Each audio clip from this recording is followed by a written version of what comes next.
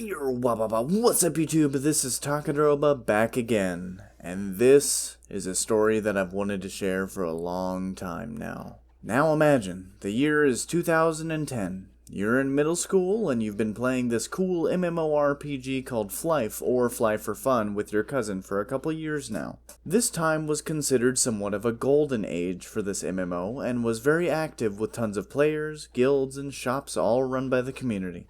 This setting puts you directly into my shoes at the time. I always had such an expansive and vocal interest in this simple MMO that I'd even get my friends to try it out with me. That very interest is what sparks the beginning of today's story. I was in either 7th or 8th grade at the time, and I remember that we were assigned a project to reach out to something or someone that inspires or interests us as students through the mail.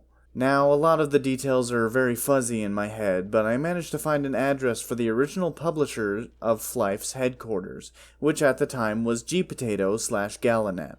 This company is widely regarded as the best and longest-lasting publisher the game had ever seen. So, what I did next was what any kid with an interest and an address would do. I sent them a letter. While I don't have the original copy of my letter, the rough concept from my memory was that I asked how Flyff was created and how they were able to make it so fun, which, looking back on it nowadays, is kind of funny in its simplicity. I had absolutely no way of knowing if I'd receive a response back. I mean, after all, the game was created in Korea and the address I had obtained for the publisher headquarters was in California. Who knew if I even had the right place, and on top of that, who would reply to a letter from a 7th grade English class? Days went by, then weeks, some letters for other students came and went, and by that point I had started to lose a little bit of hope. Until I came into class one morning, and right there, on my desk, was a sealed letter. To Brandon, from Gala-Net Inc. in California. I couldn't believe my eyes. I immediately tore open the envelope, and sitting in front of me wasn't a simple corporate word-processed letter, but a top-to-bottom, handwritten letter on a sheet of printer paper. Not only did I get my response, but it also felt so personal. So, here we have a handwritten letter from GPotato / Gala-Net back in 2010. Enough beating around the bush, let's get into it.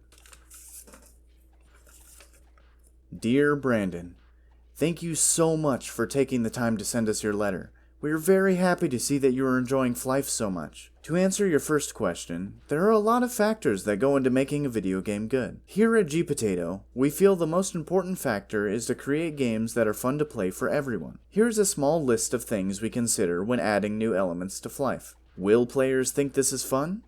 Is this something a majority of players will think is new and exciting? How will this change Flyff? You are also wondering how Flyff was made.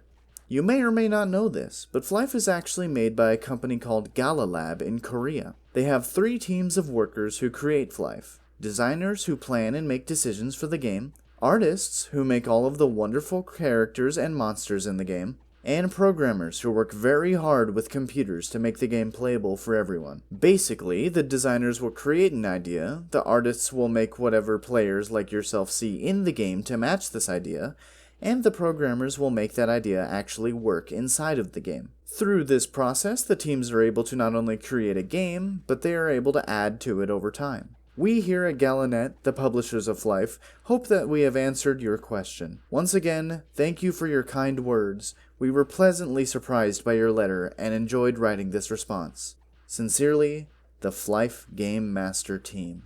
This letter was astonishing to me. It doesn't go into a ton of detail, of course, because it was written to a 7th grader, but the amount of information and insight into the company and how it works is amazing. Especially now that GPotato has been absorbed by the company Webzen and doesn't exist anymore. I see this letter as a relic of the past, both for Flyff and my own childhood. It reminds me of the good times I had on Flyff back in the golden age, and all the friends and enemies I made along the way. The late school nights, old cringy music videos, my Grindstone Let's Play, Razkun's animations that we built, and the community projects as well. Putting in TGE, Legends of Roika, even things to this very day such as Project M and all the private servers. It's amazing how a little Korean MMO has touched so many people's hearts and inspired many young people to become the artists that they are today. And for that reason, I plan to have this letter framed soon.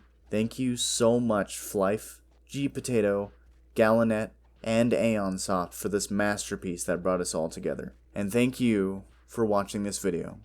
I'll see you guys in the next one, and I hope you enjoyed. Have a good one. Bye.